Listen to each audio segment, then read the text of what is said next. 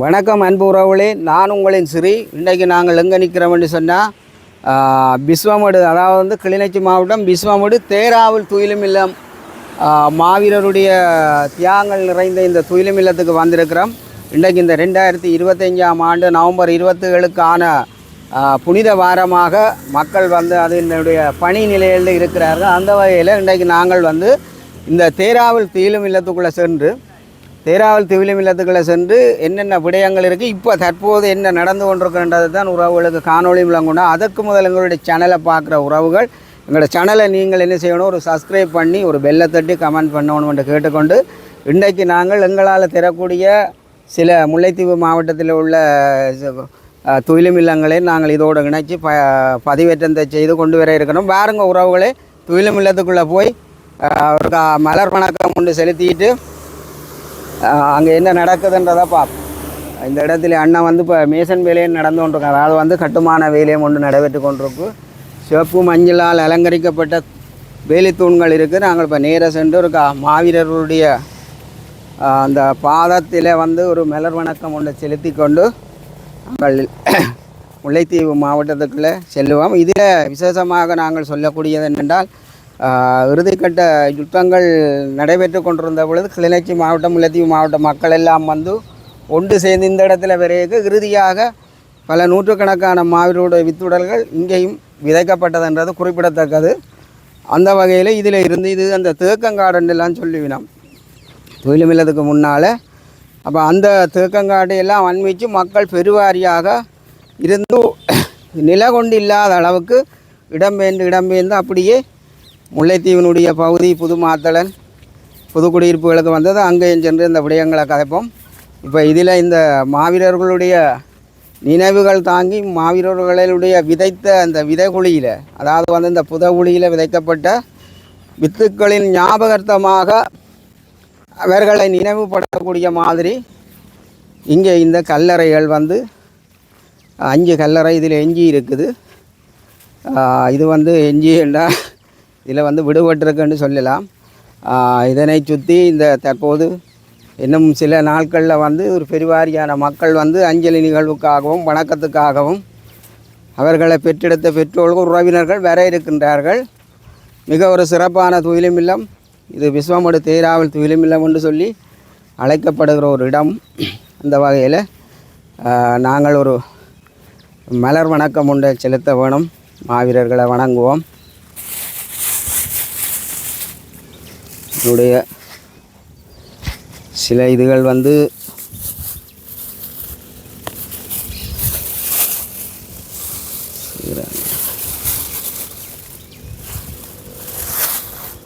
எல்லாருக்கும் கொஞ்சம் கொஞ்சம் வெப்பம்.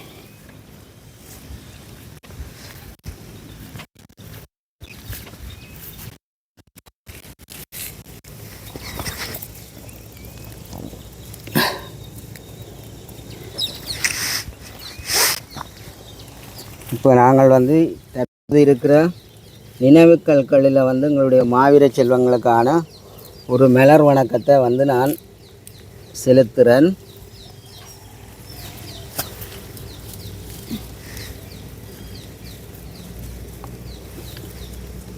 இது மழை காலமாக இருக்கிறபடியாக மழையும் வந்து கொண்டிருக்கு.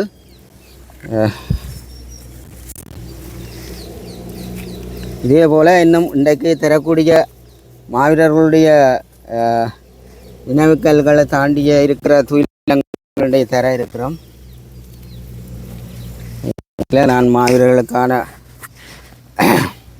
ஒரு அகவணக்கத்தை நான் செலுத்திக் கொள்கிறேன்.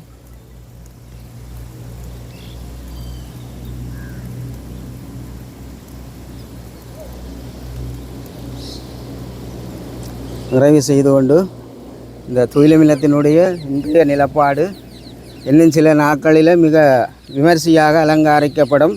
அதே போல் வேலைகள் நடைபெற்று கொண்டிருக்கு.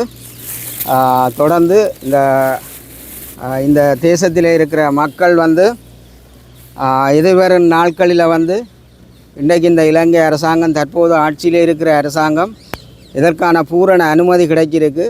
எல்லா மக்களும் கடந்த வருடங்களை விட பெருவாரியான பூரண எழுச்சியோடு இந்த மாவீர செல்வங்களை நீங்கள் அனுஷ்டிக்க வேணுமென்றதை நாங்கள் கேட்டுக்கொள்வோம்.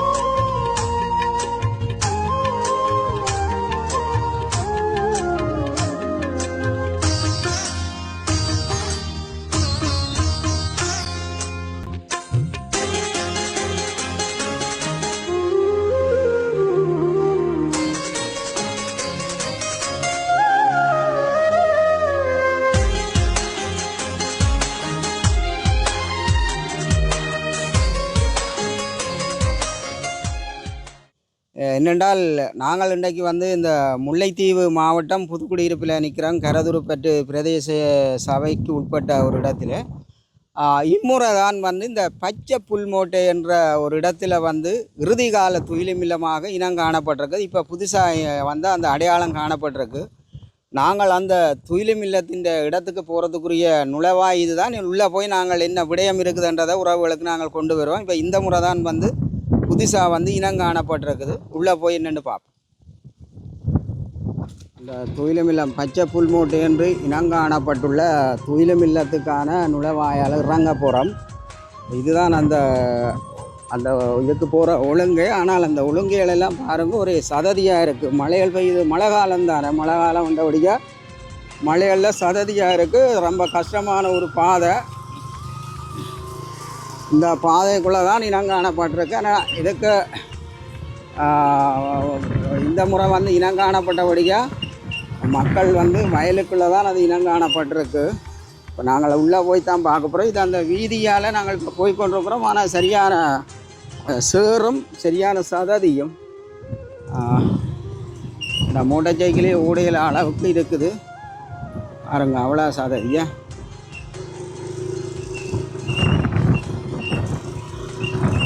ஒரு கொஞ்சம் தூரம் போகணும், 1 கிலோமீட்டருக்கிட்ட அங்கே போக வேண்டி தான் வரும். அப்படித்தான் நாங்கள் அறிஞ்சிருக்கிறோம்.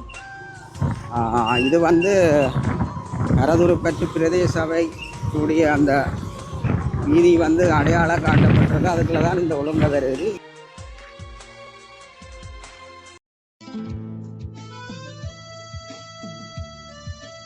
பாருங்க எப்படி ரோட்டு இருக்குண்டுகள்.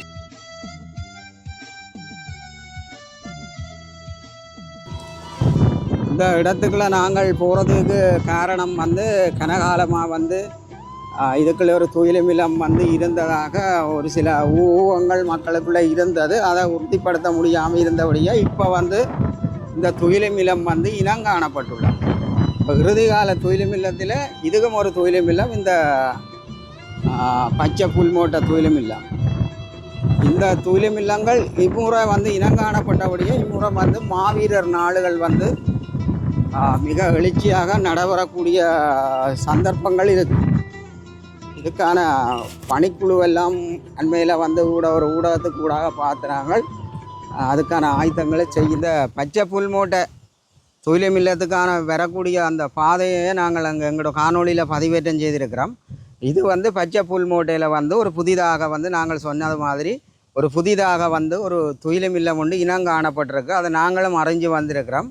அந்த துயிலுமில்லம் எதில் இருக்குதுன்றதை நாங்கள் காட்ட போகிறோம்.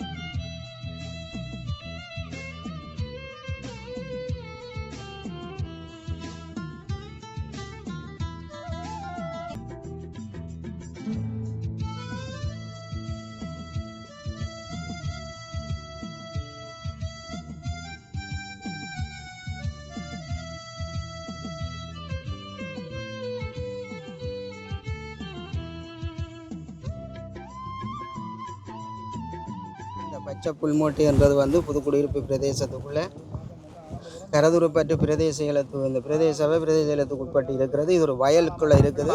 பாரிய ஒரு யுத்த நகர்வுகள் இடம்பெற்ற பொழுது நிறைய போராளிகள் வீரச்சாவடைஞ்சு இதில் மாவீரர்களுடைய வித்துடல்கள் இந்த இடத்திலே வந்து விதைக்கப்பட்டிருக்குது. நாங்கள் மாவீரர்களுக்கான மலர் வணக்கத்தை நாங்கள் செலுத்தி கொண்டு இந்த இடத்துல வந்து சில விடயங்கள் சம்பந்தமாக காய்க்க போகிறோம். இருக்கிற நான் ஒருக்கா அந்த வீரர்களுக்காக ஒரு நிமிடம் அகவணக்கம் செலுத்தி கொண்டு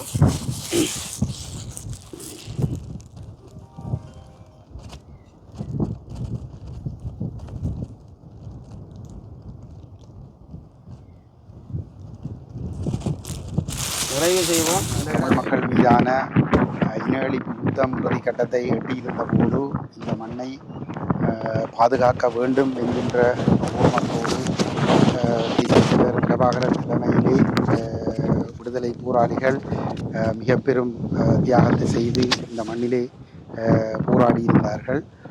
அதிலே குறிப்பாக ஏப்ரல் மாதம் 2009 ஏப்ரல் மாதம் ஆனந்தபுரம் பகுதியிலே வந்து ஒரு பாரிய பொக்ஸ் ஒன்று சிங்கள பௌத்த பேரினவாத படைகளால் அமைக்கப்பட்டு அங்கே ஒரு பெரும் யுத்தம் ஒன்று நடைபெற்றிருந்தது. அதிலே கணிசமான தளபதிகள் வீரச்சாவை தழுவி கொண்டிருந்தார்கள். தொடர்ந்து நடைபெற்ற சண்டைகளிலே வீரச்சாவடைந்த கணிசமான போராளிகள் இந்த பச்சை புல்மூட்டை என்று சொல்லப்படுகின்ற இந்த பகுதியிலும் சக போராளிகளாலே அவர்களுடைய புத்துரல்கள் இங்கே விதைக்கப்பட்டிருக்கின்றது. ஆனாலும் இந்த இடங்கள் இப்பொழுது நேர்ச்செய்கை பண்ணப்படுகின்ற ஒரு நிலையிலே அந்த சக போராளிகள் மற்றும் அந்த மாவீரர்களுடைய குடும்பங்கள் மற்றும் இந்த போராட்டத்தோடு வாழ்ந்த மக்கள் இந்த இடம் மாவீரர்களுடைய ஒரு நினைவிடமாக பேணப்பட வேண்டும் என்கின்ற ஒரு எதிர்பார்ப்பை வெளிப்படுத்தி வருகின்ற ஒரு நிலையிலே அனைவரும் சேர்ந்து இந்த இடத்தை இந்த மாவீரர்களுக்குரிய ஒரு புனித துயிலமில்லமாக எதிர்காலத்திலே அமைப்பதற்குரிய ஒரு முயற்சியை எல்லோரும் கூட்டாக சேர்ந்து முன்னெடுக்க வேண்டும். அந்த வகையிலே தான் இன்று இந்த முன்னாள் போராளிகளோடு இந்த இடத்திற்கு நாங்கள் வந்து இந்த இடத்தை பார்வையிடுகின்ற ஒரு தேவை ஒன்று எழுந்திருக்கின்றது. புலம்பெயர்ந்த உறவுகளுடைய உதவியோடு நாங்கள் இந்த இடத்திலே விதைக்கப்பட்ட மாவீரர்களை புனிதமாக இந்த இடத்திலே நினைவு கூறக்கூடிய வகையிலே எதிர்காலத்தில் செயல்பாடுகள் முன்னெடுக்கப்பட வேண்டும். அதற்கு எல்லோரும் ஒத்துழைக்க வேண்டும் என்று கேட்டுக்கொள்கிறேன்.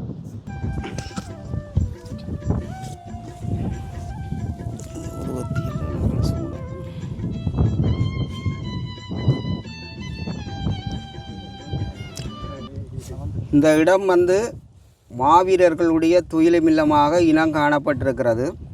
உலகெங்கும் வாழுகிற உறவுகள் எதிர்காலத்தில் வந்து இதை மாவீரர் நினைவாலயமாக மாற்றுவதற்கான உதவிகளை வந்து இங்கே உள்ள இந்த மாவீரர் பணிக்குழு ஏற்பாட்டுக்குழு அந்த ஏற்பாட்டு குழுவோடு தொடர்பு கொண்டு இதற்கான வேலை திட்டத்தை நீங்கள் செய்வதற்கு முன்வரவணும் என்றதை நாங்கள் எங்களுடைய சேனல் மூலம் வந்து கேட்டு நிற்கிறோம்.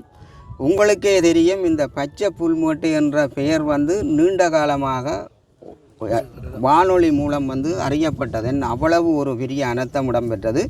இப்போ இந்த காலம் கனிஞ்சிருக்கிறபடியால் இந்த உறவுகள் வந்து இந்த இடத்துல இந்த முறை நவம்பர் 27க்கு மழை என்ன மாதிரியோ தெரியலை, ஆனால் அவர்கள் நினைவு கூற தயாராக இருக்கிறார்கள். அவர்களுக்கு வந்து அந்த மாவீரர்களை நாங்கள் சாட்டி ஒன்றும் கேட்கக்கூடாது. உங்களுக்கு தெரியும், இந்த மாவீரர் வாரத்தில் நீங்கள் என்ன செய்யணும்ன்றது. இந்த மாவீரர் ஏற்பாட்டு குழுவை வந்து ஊக்குவித்து அவர்களுக்கு இந்த நினைவு கூறக்கூடிய அத்தனை விடயங்களையும் நீங்கள் புலம்பெயர் உறவுகள் நிச்சயமாக தொடர்பு கொள்ளணும். இவையில் நான் எல்லாருக்கும் பொதுவாக வந்து புலத்தில் வாழுகிற உறவுகள், இது உங்களுடைய சகோதரர்கள், எங்களுடைய உறவுகள், இந்த மண்ணின் விடுதலைக்காக சென்ற வீரர்களுடைய இனம் வந்து காணப்பட்டிருக்கு. அந்த உண்மையிலே தான் பச்சை புல்மூட்டை துயிலமில்லம் என்றது வந்து நீண்ட காலமாக இப்போ நாங்கள் யுத்தம் மௌனிக்கப்பட்டு 16-17 வருடங்கள் ஆகியும் எவருமே உண்மையிலே கண்டுகொள்ளையில் எல்லாருக்குமே தெரியும். எல்லாரும் வந்தாங்க, கடந்து கொண்டு சென்று போனவங்க.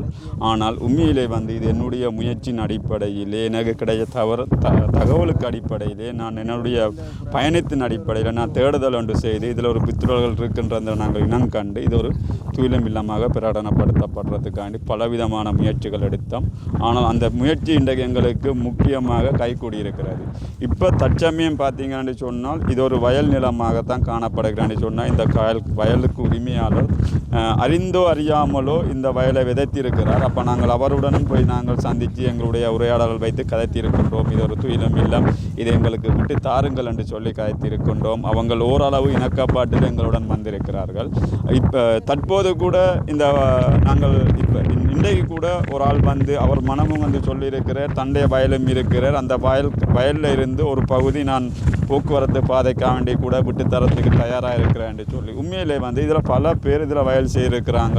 அப்போ நாங்கள் அவரோ பேருடன் கதைத்து தான் இந்த வயலை நாங்கள் பெற்றுக்கொள்ள இந்த இடத்தை நாங்கள் பெற வேண்டிய ஒரு சவால் ஒன்று எங்களுக்கு எதிர்நோக்கி கொண்டிருக்கின்றோம். அது பொறும் இருக்க இப்போ உண்மையிலே வந்து என்னுடைய கருத்தை நான் சொல்கிறேன்னு சொன்னால் இந்த துயிலும் இல்லம் வந்து ஒருவருக்கும் உரிமை இல்லை, அனைவருக்கும் சொந்தது உண்டு. இதில் தமிழராகிய நாங்கள் அனைவருமே இந்த துயிலும் இல்லத்துக்கு பங்குடையவர்கள். ஏதோ ஒரு பங்களிப்பு நாங்கள் நாட்டுக்காண்டி செய்திருக்கின்றோம், செய்து கொண்டிருக்கோம் என்ற ரீதியில் அனைவருக்கும் இதுக்குரிய பங்களிப்பு செய்தால் தான் இந்த துயிலும் இல்லம் நாங்கள் துயிலும் இல்லமாக மாற்றலாம் என்று நான் நினைக்கிறேன்.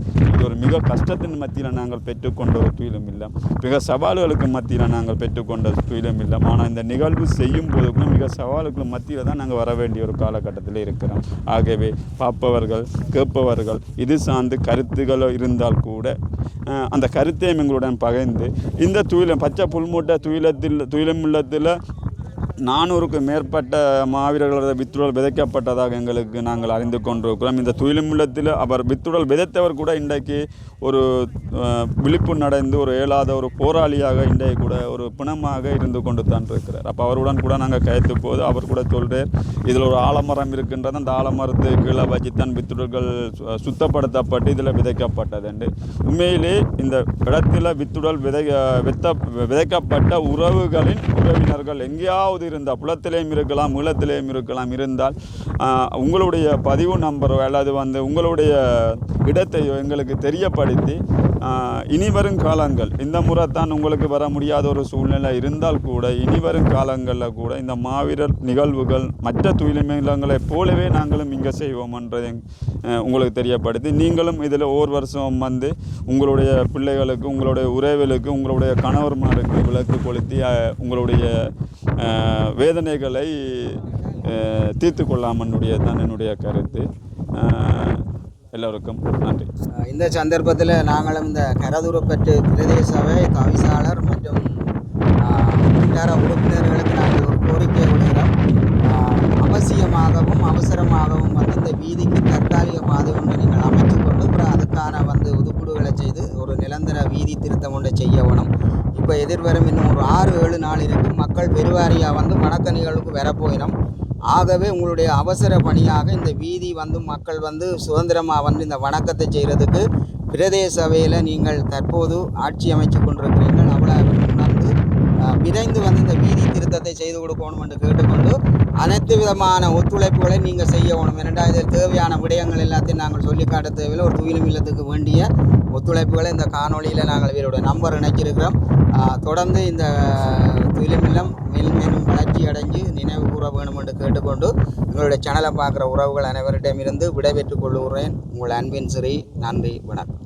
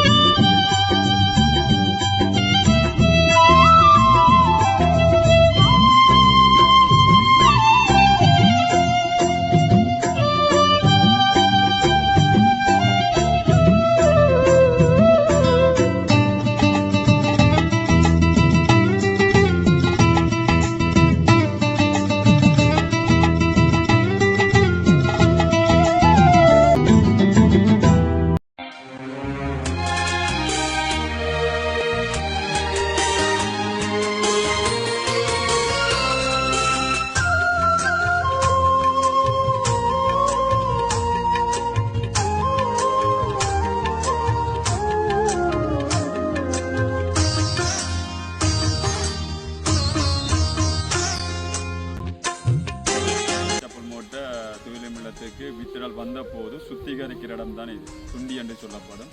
அந்த இதில் நாங்கள் வித்துடல்கள் சுத்திகரிக்கப்பட்டு தான் அந்த துயிலும் இல்லத்தில் வித்துடல்கள் விதைக்கப்பட்டிருக்கிறது. உண்மையிலே வந்து இந்த இதில் சுத்திகரிப்பவரும் வந்து இன்றைக்கு கூட அவர் காயப்பட்ட நிலையில் 7வது ஒரு மனிதராக யாழ்ப்பாணத்தில் இருக்கிறார். நான் அவருடைய இன்னும் போய் நேரடியாக சந்தித்து அவருடைய வாய்ஸை நாங்கள் எடுத்திருக்கிறோம். எடுத்து அதே நான் பதிவிட்டிருக்கிறேன். ஆகவே இதை பார்த்தீங்கன்னு சொன்னால் பாருங்கள், அங்கே பாருங்கள், அதில் மரங்களை பார்த்தீங்கன்னா தெரியும். அந்த மரத்தில் இருக்கிற முழுக்க வந்து செல் காயங்கள் தான் இருக்குது. பார்த்தீங்கன்னா அங்கங்கேயும் நல்லபடியாக உங்களுக்கு தெரியுது. அது முழுக்க வந்து செல்பட்ட காயங்களாகத்தான் இருக்குது. இதுக்குள்ளே இருக்கிற எந்த மரத்தை எடுத்தாலும் காயம் இல்லாத ஒரு மரமாக எங்களுக்கு தெரியுது. இல்லை பனையாக இருக்கலாம், அல்லது வேம்பாக இருக்கலாம், எந்த மரத்தை எடுத்தாலும் அதில் ஒரு காயத்தோடு தான் இருக்குது. அந்த யுத்தத்தின் அடையாளம் இந்த மரங்களில் கூட இருந்து கொண்டு தான் இருக்குது. இப்போ கூட உண்மை அந்த இறுதி யுத்தத்தின் அடையாளம் இந்த மரங்கள் கூட சொல்லுது. ஆகவே அப்படியான ஒரு இடத்துல தான் இன்றைக்கி இது ஒரு பெருமதியான இடம் என்று நான் நினைக்கிறேன். நான் இந்த துயிலுமில்லம் தேடி கண்டுபிடிச்சது மிகவும் கஷ்டப்பட்டேன். அதுக்கு பிற்பாடு தான் ஒவ்வொருத்தரும் எனக்கு பின்னால் வந்தவர்கள் வழியே ஒருவருமே என்னோட தேர்தல் முயற்சிக்கு வர இல்லை. நான் இந்த துயிலுமில்லத்தின் ஒரு இணைப்பாளராக மற்றவங்க எல்லாம் கண்ட்ரோல் பண்ணி நடத்தக்கூடியவராகத்தான் நான் நிற்கிறேன் வழியே. இல்லையென்று சொன்னால் இந்த துயிலுமில்லத்தை சரியான முறையில் கொண்டு போய் ஒப்படைக்க முடியாத மக்களிடம் என்ற இதிலையும் இதன் முக்கியமான இணைப்பாளராக இருந்து செய்து கொண்டு நிற்கிறேன். எந்த அரசியல் சார்ந்தவர்கள் வந்தாலும் என்னை சந்தித்து தான் போக வேண்டிய ஒரு கட்டம் இருக்குன்னு சொன்னால் இதனுடைய அரசியல் தேவைகளுக்காக இந்த துயிலங்கள் பாவிக்கக்கூடாது என்றது தான் என்னுடைய கருத்தாக இருக்கிறது. இது எல்லாரும் புரிந்து கொள்ளுகின்ற நினைக்கிறேன்.